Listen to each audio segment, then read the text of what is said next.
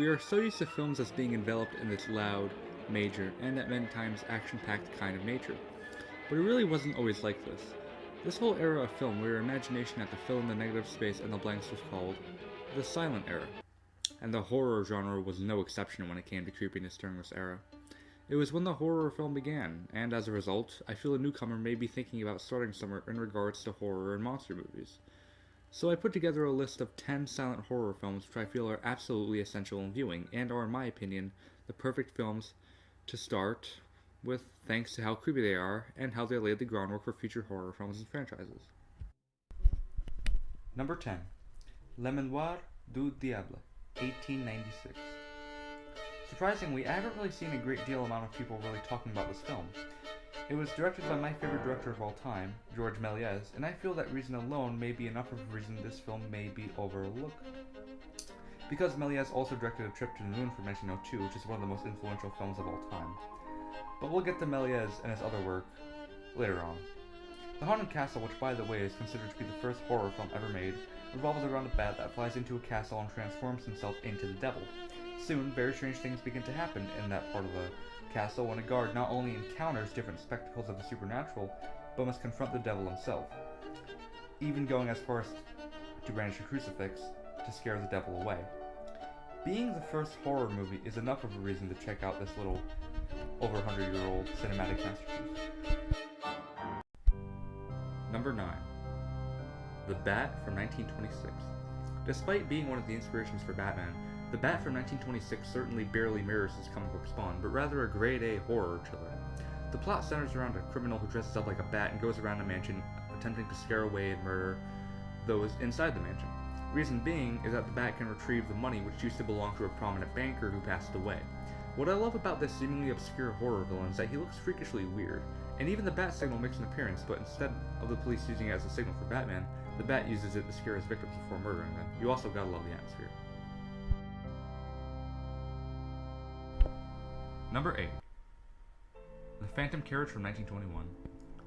One of the more underrated films on this list, The Phantom Carriage delves into a Nordic legend which tells that the last person who happens to be a great sinner dies in a year will have to drive a phantom carriage for a whole year collecting the souls of all those that have passed. David Holm, who was one of the drunks telling stories just before New Year's, dies, and we all know how that will end up here. The low and dim lighting and creepy atmosphere also make this a silent film to watch on a rainy night. The film is also very similar to the story of Scrooge with the use of ghostly apparitions. Also, what does this remind you of?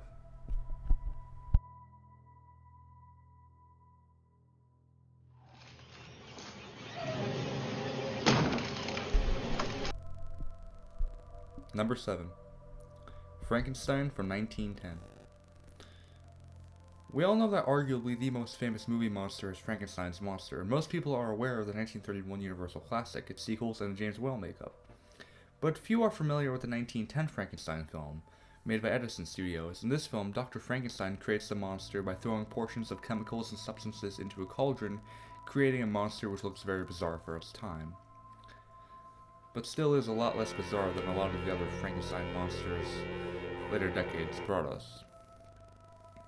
Interestingly enough, this film was considered lost for quite some time, but thankfully we now have it massively available for all to see. Number 6.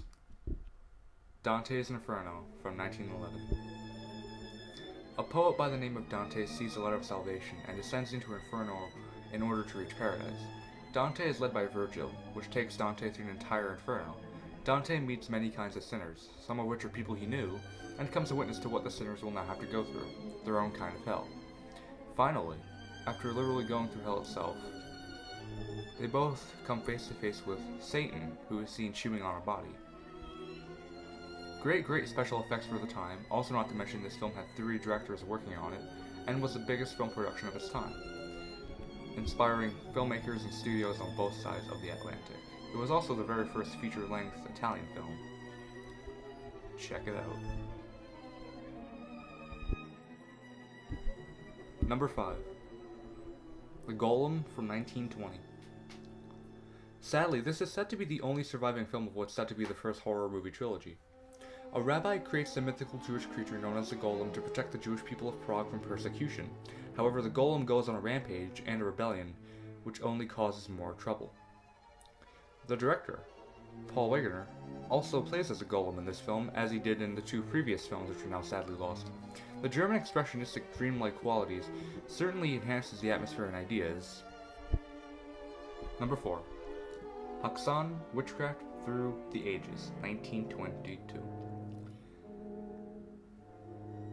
A film that definitely pushed the boundaries in 1922. Its use of nudity, witchcraft, and showing the devil in such a bizarre and unsettling way. And the ways it portrays middle-aged darkness and evil is just oh so good. The entire movie is cut up in different segments explaining different stories which make it go all over the place.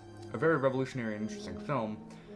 The film was a Swedish and Danish production as well, and was the most major film production to come out of Scandinavia at the time. It even goes as far as showing what would happen to women if they were accused of committing witchcraft. My favorite aspect of the film is that it delves into modern psychology and science in order to reiterate and delve into superstitions and legends of the past. You really just need to see it. Number 3. The Phantom of the Opera from 1925. The Phantom of the Opera is one of the most well-liked silent horror films, and one of the reasons why is who played the Phantom, Lon Chaney. Also known as the Man of 1,000 Faces, Lon Chaney always did his own makeup and always carried a frightening role with him, especially in this film, where a deformed composer sits in the bowels of a theater and falls in love with a theater girl, who has a name for herself and is quite famous. You can tell the Phantom just wants to be recognized and loved, and thanks to how he isn't recognized and loved, he becomes frustrated and angry, making him look evil even though he isn't. What a horror icon.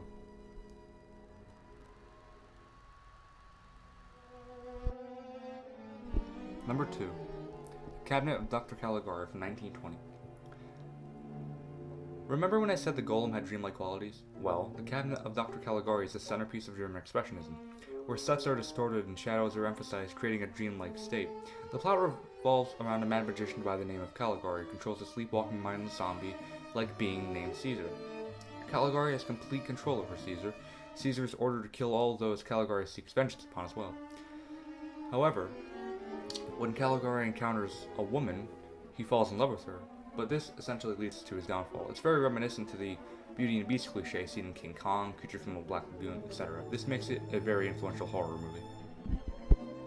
And number 1, Nosferatu, A Symphony of Horror from 1922.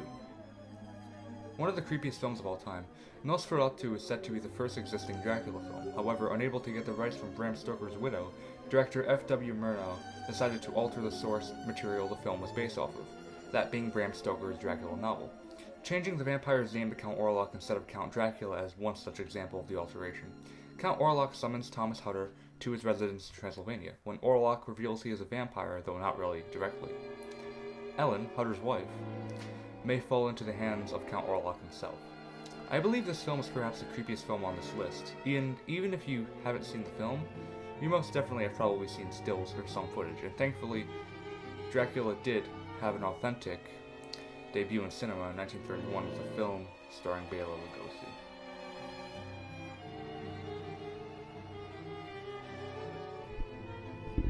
So, that was my list of the most essential silent horror films, which I recommend. The reason I made this list is to ignite more interest in the topic of silent film, and what silent films actually stood for. It was more about imagination, and that's why there's a huge dreamlike quality of the silent horror films. I didn't bring up or mention any lost horror films yet, but hopefully films like London After Midnight are found as soon as possible so silent horror can expand further, as it is doing the more lost films are becoming found.